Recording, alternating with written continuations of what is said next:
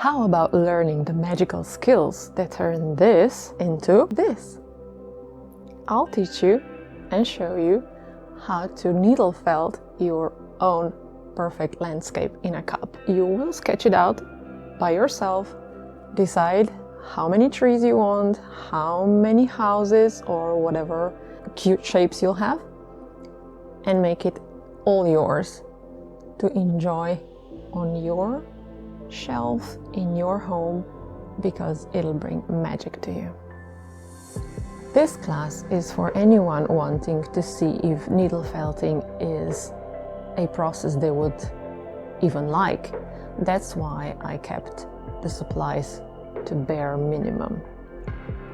I would just really like you to see how incredibly satisfying it is to make something from your mind a physical reality.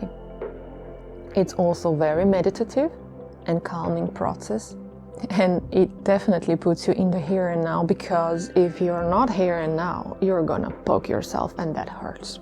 Use your final project as a pincushion or simply a decoration, but I bet you will get hooked and start making all kinds of things with these newfound skills.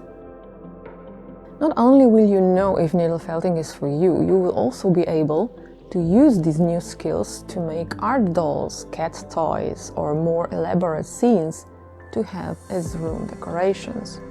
Or why not photograph your scenes and turn these photos into Christmas cards or pencil pouches or any other merchandising you can think of.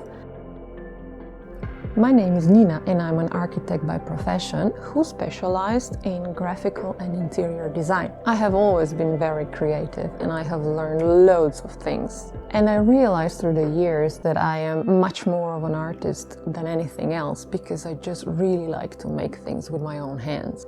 I really hope you will join me and make yourself at least one whimsical scene. Also, I would really love to see your project, so don't be shy and share away in the project area here on Skillshare.